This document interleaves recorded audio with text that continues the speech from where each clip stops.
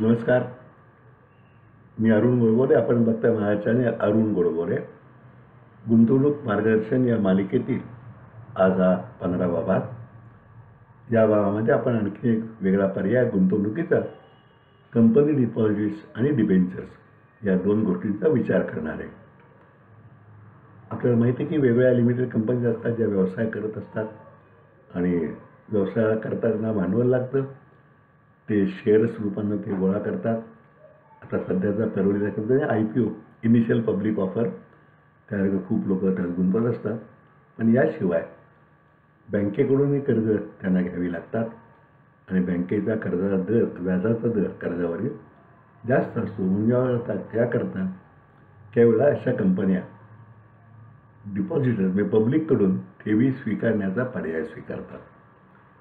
त्याला आपण public deposits असं म्हणतो. अशा कंपन्या स्वीकारायला परवानगी मिळू शकते. ती काढावी लागते त्यांना, पण ती घेतात त्या कंपन्या आणि पब्लिककडून ठेवी मागवतात.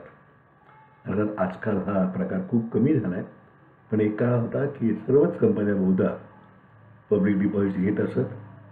पण आज सर्वच कंपन्यांच्याकडे असं म्हणतात की त्या फार आर्थिकदृष्ट्या सुदृढ झालेल्या आहेत, पैसे खूप झाले आहेत त्यांच्याकडे, कॅश फ्लश आहेत, त्यामुळे त्या घेत नाही. पण तरी हा एक पर्याय गुंतवणुकीला पूर्वी उपलब्ध अजूनसुद्धा काही प्रमाणामध्ये आहे. आजही काही कंपन्या डिपॉझिट घेतात. यामध्ये साधारण असा प्रकार असतो की 1 वर्षाकरता, 2 वर्षाकरता, 3 वर्षाकरता किंवा 4-5 वर्षाकरता असे पर्याय ठेवलेले असतात. त्या डिपॉझिट किती असेल, कमीत कमी रक्कम ही कंपनी ठरवू शकते. 5,000 किंवा 5,000च्या पटीत, 3,000 किंवा 3,000च्या पटीत अशी त्यामध्ये ठरवलेली असते. त्याच्यावरती दर तिमाहीला, 6 महिन्याला किंवा वर्षाला व्याज देण्याची तरतूद उपलब्ध केली असते. व्याजाचे दर जेवढं डिपॉझिट जास्त पिरियड असेल त्याचे वाढत जातात. समजा 1 वर्षाकरता 6% असलं तर 2 वर्षाकरता 6.25%, 3 वर्षाला 6.5%, 5 वर्षाकरता 7% वगैरे असे ते दर असतात. आणि कंपनी ते माहितीपत्रक प्रसिद्ध करतं. शिवाय काही वेळा त्याकरता काय कंपनी सुरक्षितता हमी म्हणून काय देणार आहे त्याचाही उल्लेख त्यामध्ये केलेला असतो. आणि अशा तऱ्हेची डिपॉझिट कंपनी स्वीकारते. ती देताना कंपनीचा फॉर्म तुम्हाला भरून द्यावा लागतो, त्यासोबत चेक पाठवावा लागतो. काही कंपन्या ऑनलाईनही हल्ली पैसे अशा तऱ्हेचे घेतात आणि तुम्हाला कंपनी डिपॉझिट रिसीट मिळते. मात्र किती सिक्युरिटीज त्या सिक्युरिटी म्हणलं तरीसुद्धा अशा कंपन्या ज्या व्याजाने पैसे घेतात त्यांची आर्थिक स्वतःची स्थिती कशी आहे हे बघणं आवश्यक असतं. पूर्वीच्या काळामध्ये अशा कंपन्यांमध्ये जे गुंतवले ते पैसे, त्यातले खूप पैसे बुडाल्याच्याही उदाहरणं आपल्याकडे आहेत. नावं मी मुद्दाम सांगत नाही, पण त्यांच्या ठेवी बुडाल्या.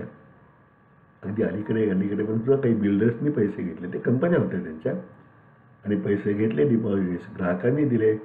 त्यांचं तेव्हा नावलौकिक मोठा होता आणि सुरुवातीला व्याज वेळेवर आलं, पण नंतर व्याज येईना आणि आता बुद्धही अडचणीत पडलेला आहे. पण त्यामुळं अशा कंपन्यांच्या ठेवीमध्ये रक्कम गुंतवताना त्यांच्या सुरक्षिततेचा आपण विचार केला पाहिजे. रिटर्न तेव्हा परतावा जास्त असतो, पण लिक्विडिटी नसते, कारण ती मुदत संपल्याशिवाय कंपन्या लवकर पैसे परत देत नाही. अर्थात ज्या सुदृढ कंपन्या आहेत त्या पर्याय देतात की लवकर घेतलं तर लवकर परत घेत, तुम्हाला आधी मुदतपूर्व पाहिजे असले तरी पैसे परत देतात. पण आता हा प्रकार कंपनी डिपॉझिट्सचा आजकाल खूप कमी झालेला आहे आणि त्यामध्ये साहजिकच कंपन्यांची आर्थिक स्थिती सुधारली असं आपण म्हणू शकतो.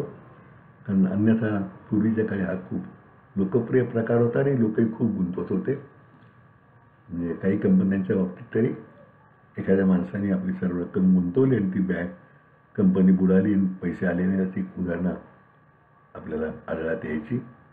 आणि विशेषतः ज्या समाजाच्या व्यक्ती आहेत त्या समाजातले लोक पैसे गुंतवायचे असंही होतं आणि त्यांना खूप हालअपेष्टाही सहन कराव्या लागल्या, सर्वच रक्कम त्यात कंपनीत गुंतवल्यामुळे.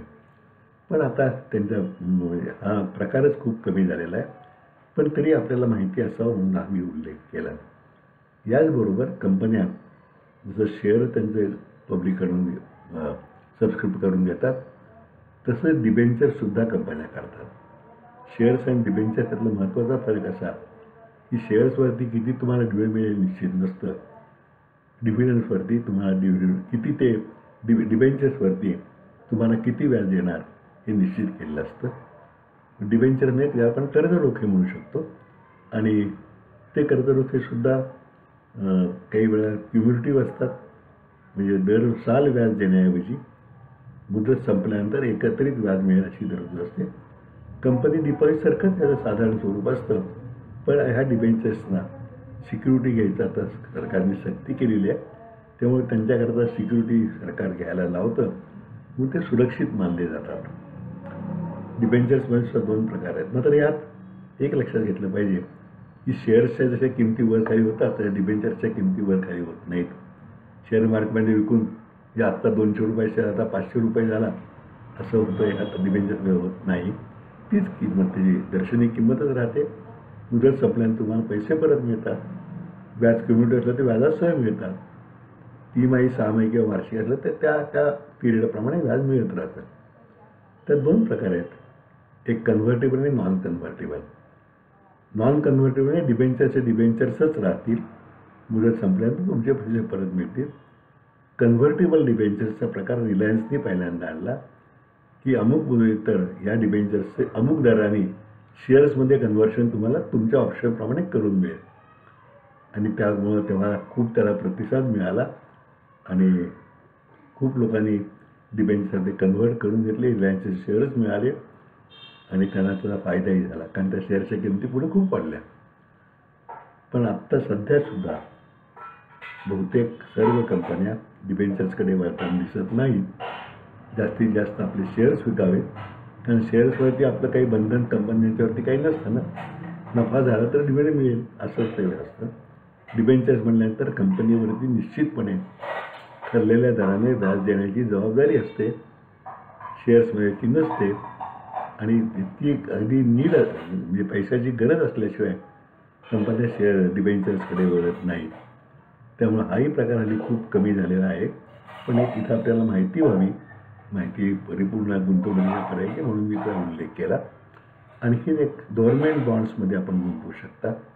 आत्तापर्यंत ते नव्हतं, आता सरकारने पूर्णपणे त्याला सवलत दिलेली आहे की तुम्ही व्यक्तिगतरित्या सरकारी बॉन्ड्समध्ये पैसे गुंतवू शकता. आता पूर्वी काही प्रकारचे बॉन्ड्स होते म्हणजे रुरल इलेक्ट्रिफिकेशन बॉन्ड्स होते वगैरे ज्यात कॅपिटल गेन्समधून सवलत मिळवण्याकरता तुम्ही गुंतवू शकत होता. पण आता रेग्युलर गव्हर्नमेंट बॉन्ड जे असतात त्यामध्येही तुम्ही पैसे वैयक्तिकरित्या गुंतवू शकणार आहात. त्याचं सर्व प्रोसिजर लवकरच जाहीर होईल. काही थोडा तपशील यायला सुरुवाती झालेली आहे. त्यानुसार ते जे बॉन्ड्स असतील असे त्या बॉन्ड्सचं साधारण स्वरूप सांगतो आपल्याला. असं एक असतं की 7% 2030 बॉन्ड्स म्हणजे 2030 साली मॅच्युअर होणारे 7% व्याजाचे बॉन्ड्स असलेलं स्वरूप असतं. ते 7% वगैरे कधी 7.5% कधी 5% जे असतील ते दिलेलं असतं. सरकारच ते बॉन्ड्स इश्यू करत असल्यामुळं 100% ते बॉन्ड्स सुरक्षित असतात. त्याच्या किमतीमध्ये म्हणजे त्याचे दर वर खाली मार्केटमध्ये तुम्ही ते विकू शकता आणि त्याचा दर वर खाली होत असतात कारण केव्हा परत मिळणार यावरती ते दर मागे पुढे होत असतात. आणि एक उदाहरण देतो आपल्याला की कृष्णा खोरे जेव्हा महाराष्ट्र सरकारने कृष्णा खोरे विकास महामंडळ काढलं तेव्हा बॉन्ड्स काढले ते आणि सुरुवातीला प्रतिसाद नव्हता, पण नंतर प्रतिसाद मिळाला आणि त्या बॉन्डचे दर खूप वाढले पुढे आणि तेव्हा 12% व्याज त्याला सरकारने दिलेलं होतं आणि नंतर जेव्हा व्याजाचे दर मार्केटमधले कमी झाले तेव्हा त्या बॉन्डची किंमत खूप वाढली, लोकांनंतर खूप फायदाही झाला. पण आता तसे योग दुर्मिळ असतात, ज्यांचं भाग्य असेल त्याला मिळतात. पण सहसा गव्हर्नमेंट बॉन्ड्स पूर्णपणे सुरक्षित, ज्याला व्याजाचा परतावा खात्रीशीर मिळतो, थोडा कमी असेल कदाचित पण मिळत राहतो. त्यामुळे याचाही पर्याय आता खुलेच झालेले आहेत. तर आपण व्यक्तिगतरित्या करायला हरकत नाही.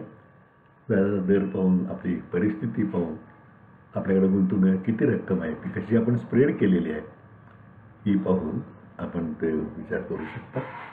पण एकूण हा विचार करणं आवश्यक आहे असं मला स्वतःला वाटतं. म्हणजे आवश्यक म्हणण्याचं कसं की एक चांगला सुरक्षित पर्याय आपल्याला उपलब्ध आहे जो आत्तापर्यंत नव्हता. आत्तापर्यंत फक्त इन्स्टिट्यूशनच इन्व्हेस्ट करू शकत होते, बँका म्हणा किंवा अशा मोठ्या आपण करू शकत नव्हतो व्यक्तिगत, आता करू शकतो. याचाही आपण विचार करावा. आज आपण इथे थांबूया. आता पुढच्या पर्यायाचा विचार पुढच्या भागात आपल्या प्रतिक्रिया मी अपेक्षित करतो. नमस्कार.